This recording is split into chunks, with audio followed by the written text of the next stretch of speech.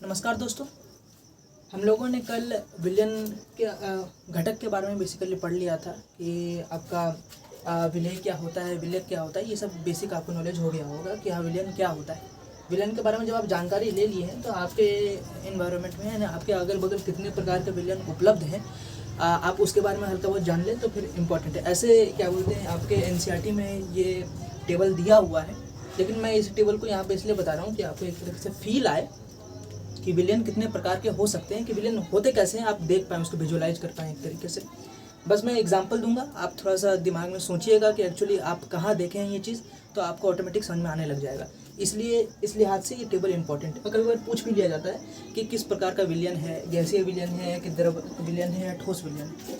अच्छा, तो फिलहाल मैं यहाँ पे देख रहा हूँ, यहाँ पे विलियनों के प्रकार विलेय, विलायक, ये सामान्य उदाहरण कुछ है यहाँ पर।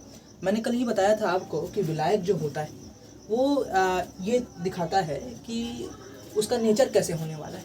मान लीजिए कि हम विलायक की बात कर रहे हैं, तो विलायक और विलेय से मेरा विलेन बनता है। अब विलेन में विलायक ज़्यादा मात्रा में होता है, हम ये भी जानते हैं, और विलेय कम मात्रा में होता है। तो ये भी आपको जानना जरूरी है कि विलायक का जो नेचर रहेगा, जैसे कि यहाँ पे विलायक आपका गैसीय अवस्था में, तो ऑटोमेटिक आपका विलेन भी गैसीय अवस्था में ही होने वाला है। इसलिए यहाँ पर देखिए मैं गैसीय विलेन लिख रहा हूँ। तो गैसीय विलयन होने के लिए ये जरूरी है कि आपका विलायक गैस होना चाहिए। उसी तरीके से अगर द्रव का विलयन बनाना है हमें, तो आपको ये फिक्स करके रखना है कि जो हमारे पास विलायक होना चाहिए या बेसिकली जो ज़्यादा मात्रा में वो द्रव है। ये कॉमन सेंस का भी बात है, आप ऐसे भी सुन सकते हैं। इस तरह से जब ठोस विलयन बनाना है तो ऑटोमेटिक आपको ठोस विलायक ही रखना होगा। अच्छा, एग्जाम्पल के तौर पर हम गैसीय विलयन कैसे कैसे बना सकते हैं। आप क्या कर सकते हैं, या तो एक गैस लें या तो एक गैस लें, दो गैसों का मिश्रण आप सोच सकते हैं गैस ही बनने वाला है। जैसे कि ऑक्सीजन और नाइट्रोजन गैस का मिश्रण, हवा ही है आपका। हवा में आपका oxygen, nitrogen, carbon dioxide, helium सब उपलब्ध है। यानी कि हल्के से लेकर भारी गैस सबके सब मिश्रण है वैसे एक तरीके से। तो क्या है, गैस विलेय है या गैस ही विलायक एक तरीके से। O2 कम मात्रा में समझिए, N2 ज़्यादा मात्रा में समझिए। इस तरीके से आप समझ सकते हैं कि हाँ यहाँ पे गैस का मिश्रण बन रहा है, बेसिकली विलयन बन रहा है। ओके, तो गैसीय विलयन में सबसे पहला है विलेय अगर गैस लें या विलायक गैस लें तब जाके हो। दूसरा द्रव और गैस, यानी कि आप द्रव को क्या कीजिए, बेसिकली गैस में मिलाने की कोशिश कीजिए। ये कैसे हो सकता है, नाइट्रोजन गैस में जब हम लोग क्लोरोफॉर्म मिलाते हैं, क्लोरोफॉर्म CH3 को कहते हैं। क्लोरोफॉर्म आपको अगर पता हो, जो बेहोशी के लिए थोड़ा सा इस्तेमाल करते हैं, लेकिन ये भी आपको ध्यान रखना चाहिए कि जो क्लोरोफॉर्म ज़्यादा मात्रा में अगर डाल दिया जाए तो इंसान की मौत भी हो सकती है। तो ये ध्यान में रखा जाए, इसलिए इसको लिमिटेड यूज किया जाता है हॉस्पिटल के लिए, अदरवाइज और सब के लिए तो यूज़ होता ही। अच्छा, CHCl3 और N2 गैस का मिश्रण अगर हम कहें तो यहाँ पर क्या हो रहा है, बेसिकली CHCl3 हम द्रव के तौर पे ले रहे हैं, लिक्विड ही होता है। उसको बोतल में रखा ब्लैक बोतल में रखा जाता है, इसीलिए क्योंकि सनलाइट से रिएक्ट करके ये जहरीली गैस बनाने लग जाता है। उस पॉइजनस गैस के बारे में हम बाद में चर्चा करेंगे। फिलहाल मैं आपको बता दूं, इसको ब्लैक बोतल में रखा जाता है और ये लिक्विड होता है, बेसिकली द्रव होता है। यही नाइट्रोजन गैस के साथ मिश्रण करेगा तो बेसिकली कैसा विलयन बनने वाला है, हमारे पास गैसीय विलयन बनने वाला है। उसी तरीके से अगर हम कोई ठोस को गैस में मिलाएं, ध्यान रहे यहाँ पे गैस विलायक है, विलायक ज़्यादा मात्रा में, तो ये दिमाग में रखिए कि हाँ गैस को ज़्यादा मात्रा में रख रहे हैं। उसी तरह से कपूर का N2 गैस में विलयन। अच्छा, कपूर तो आपका ठोस रहता है, उसको जलाते हैं तो ऑटोमेटिक क्या होगा, वो गैस में कन्वर्ट होता है, उसका कोई आपका द्रव वाला केस नहीं आता है, सीधा सीधी वो गैस में कन्वर्ट हो जाएगा। तो ठोस बेसिकली जब गैस के साथ मिक्स करते हैं, यानी कि हवा में नाइट्रोजन का मात्रा ज़्यादा है, इसलिए हम कह रहे हैं यहाँ पे N2 गैस का इस्तेमाल कर रहे हैं। तो कपूर का जब N2 गैस में विलयन लेंगे तो कैसा विलयन बन रहा होगा, वो गैसीय विलयन बन रहा होगा। उसी तरीके से आपका द्रव विलयन, जब मैं द्रव विलयन का बात कर रहा हूँ तो आपको समझ में आ जाना चाहिए कि विलायक कैसा होना चाहिए, विलायक आपका द्रव होना चाहिए। तो आपको द्रव विलयन बनाने के लिए वापस से विलेय आप गैस ले सकते हैं, द्रव ले सकते हैं, ठोस ले सकते हैं, ये तीनों के तीनों ले सकते हैं।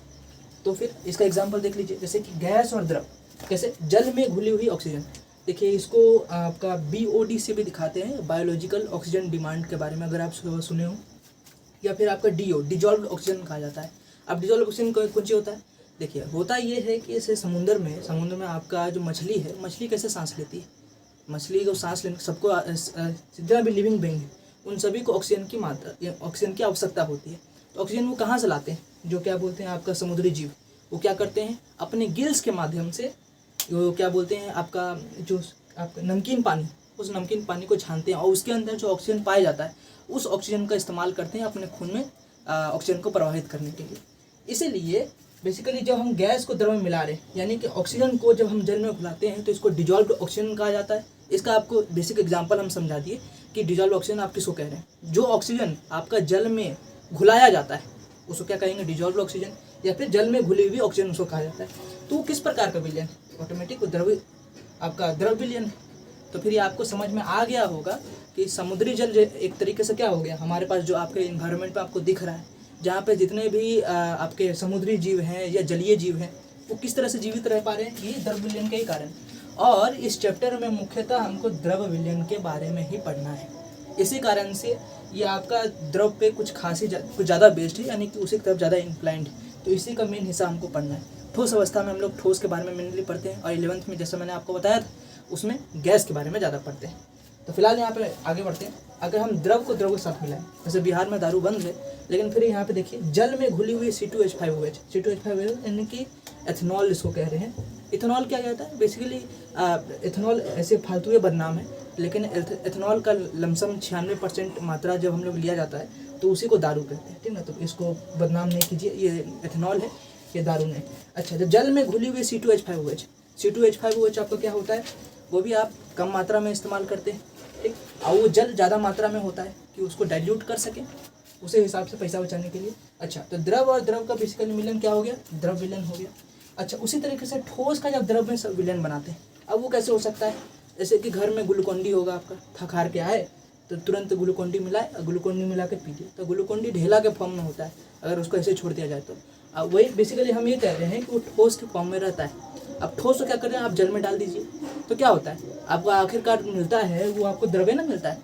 तो बेसिकली वो द्रव विलयन का एग्जाम्पल हो गया। अब ऐसा अलग अलग एग्जाम्पल, जैसे कि आप चीनी ले लीजिए, नमक ले लीजिए, चीनी नमक वो भी आपके ठोस अवस्था में पाए जाते हैं। उसको जैसे ही जल में डालते हैं बाकी सब उसका ठोस पानी सब निकल जाता है, बाकी क्या बन जाता है, वो द्रव विलयन ही बनता है। तो ये आपको ध्यान रखना है कि आपको एक क्या बोलते हैं, विजुलाइज हो रहा होगा कि विलय जो कम मात्रा में डाल रहे हैं वो अपना प्रॉपर्टी लूज कर देता है, यानी कि भाई हम अगर ठोस थे तो ठोस खत्म हो जाता है, उसका ठोस पानी निकल जाता है। कैसे, द्रव जो विलयक है ज़्यादा मात्रा में होने के कारण। इसीलिए हम कहते हैं, अगर आपसे कभी पूछे कि विलयन का नेचर कैसा होगा, यानी कि विलयन कैसा होगा अगर हम क्या बोलते हैं द्रव विलयन हो, तो आप बोलिएगा द्रव विलयन अगर आप बना रहे हैं तो ये बात ध्यान रखना है कि विलयक को हमें द्रव ही लेना है, बाकी आप तीनों में से कोई भी ले सकते हैं, किसमें, विलय के केस में। अब थोड़ा आगे बढ़ते हैं ठोस विलयन के बारे में। अब ठोस विलयन कैसे कैसे बन सकता है, वापस से हमको क्या लेना है, विलायक आपको ठोस लेना है, और यहाँ पे ये क्या, ये आपको गैस द्रव या ठोस तीनों ले सकते हैं। अब इसे एग्जांपल देखिए, गैस और ठोस को मिला रहे हैं। H2 का PD में विलयन, ये आपको क्या बोलते हैं ये आपका विद्युत रसायन में आपको पढ़ने के लिए मिलेगा।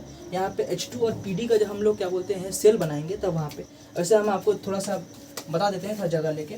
जैसे कि होता है इस तरीके से कि हमारे पास एक तरीके से इन्वर्टेड ट्यूब रहता है, जैसे कि टेस्ट ट्यूब होगा आपके क्या बोलते हैं केमिस्ट्री लैब में जाइएगा तो उसी तरीके से इसमें एक इनलेट होता है। अब इस इनलेट के माध्यम से इसमें हाइड्रोजन गैस डाला जाता है, यहाँ से इनलेट दिया जाता है। हाइड्रोजन गैस अंदर में क्या बोलते हैं एक प्लेटिनम रॉड होता है। ये देखिए प्लेटिनम रॉड जो होता है आपका, सॉरी प्लेडियम रॉड जो होता है वो आपका ठोस अवस्था में होता है। ये प्लेडियम जो होता है बेसिकली डी ब्लॉक का एलिमेंट होता है, इसके बारे में बेहतर चर्चा करेंगे। तो इसके कारण क्या होता है, क्या बोलते हैं आपका उत्प्रेरक का काम करता है। उत्प्रेरक का काम ये होता है कि कोई भी अगर गैस उस आए तो अपने शरीर पर चिपकाने लग जाएगा, तो शरीर पर चिपकाया, इस कारण से हम क्या कर दिए, एक विलयन बना लिया। उसी कारण से हाइड्रोजन गैस आता है इसके बॉडी पर चिपकने लग जाएगा। अच्छा, ये उत्प्रेरक का जो हरकत होता है इसके बारे में बेहतर समझिएगा, ठीक, बहुत सारा कंसेप्ट है समझने के लिए। अच्छा, इसी कारण से हम यहाँ पे कहेंगे कि यहाँ पे ठोस विलयन बन रहा है। क्यों, यहाँ पे जो PD है ज़्यादा मात्रा में है और गैस क्या है, हाइड्रोजन गैस हम यहाँ पे डाल रहे हैं, तो H2 का PD में विलयन। उसी तरीके से हम अगर द्रव का ठोस में, क्या एग्जाम्पल हो सकता है, पारे का सोडियम के साथ अमलगम। अच्छा, पारे का सोडियम आपका जो होगा, सोडियम आप उसको काट सकते हैं, उससे ठोस होता है लेकिन बहुत ही मुलायम ठोस होता है। अब पारा क्या होता है, पारा आपका रूम टेम्परेचर पे द्रव के फॉर्म में रहता है, यानी कि जैसे मरकरी, अगर आप गलती से मरकरी बोल रहे हैं, थर्मामीटर आप गलती से फोड़ दीजिएगा तो फिर उसमें जो मरकरी निकलेगा वो आपका द्रव के फॉर्म में ही निकलेगा। उसमें क्या बोलते हैं, तरलता रहती है, तरलता का गुण रहता है, इसलिए उसको तरल कहेंगे। उसी तरल को बेसिकली सोडियम के साथ आप अमलगम बना, अमलगम का मतलब क्या होता है, बेसिकली मिक्सचर। जैसे कि दांत उत में अगर डालते हैं, दांत में जहाँ पे खड्डा हो जाता है, बेसिकली खड्डा नहीं माने कि खराबी आ जाती है, तो उसको भरने के लिए हम लोग क्या करते हैं, इसी अमलगम का इस्तेमाल करते हैं, तो वो ठोस बन जाता है एक तरीके से। अब वही आपका अगर अगला बात करें ठोस का ठोस के साथ, इसमें तो कोई बड़ा बात नहीं, हो ही सकता है, ढेर बनता है आपके पास, जैसे कि एलॉय जो बन रहा है स्टील प्लांट में, वो सब भी इसी तरह एक विलयन ही हुआ। उसके अंदर आपका कोबाल्ट, मैग्नीशियम, एल्यूमिनियम, नाना प्रकार के आपका धातु को मिलाया जाता है, तब जाके एक स्टील बन पाता है। उसी तरीके से अगर यहाँ पे देखें ठोस का ठोस के साथ विलयन बना रहे हैं, कहने का मतलब ये हुआ जैसे कि तांबे का सोने में विलयन। ऐसे 24 कैरेट गोल्ड होता नहीं है, 24 कैरेट गोल्ड बिल्कुल सही है, लेकिन वो किस हिसाब से कहा जाता है, ठीक, वो अल्ट्रा प्योर आपको कभी भी गोल्ड नहीं दे सकता है। ऐसा इसलिए कि मान लीजिए कि आप यहाँ पे सोना लेके घूम रहे हैं, अब पता चला चलते चलते क्या सोना गायब हो गया, बोले कि सोना इसलिए गायब हो गया क्योंकि आपका उतना मजबूत होता ही नहीं है कि टिक सके, उतना मजबूत होगा ही नहीं कि वो टिक सके, वो होगा आपका पॉकेट में गिरल रहेगा, कहीं गिर जाएगा जैसे तैसे। मैंने कि उसको मजबूती देने के लिए हम लोग को तांबे को 1% 2% के हिसाब से डालना पड़ता है। अगर तांबा का मात्रा कम डालिएगा, ठीक, तो कम मजबूत बनेगा, लेकिन ज़्यादा अल्ट्रा प्योर रहेगा।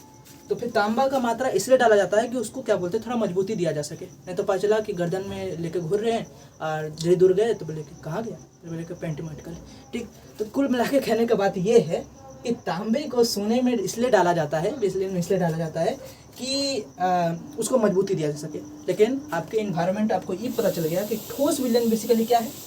ठोस विलयन जब किसी भी दो ठोसों को एक साथ मिलाया जाता है।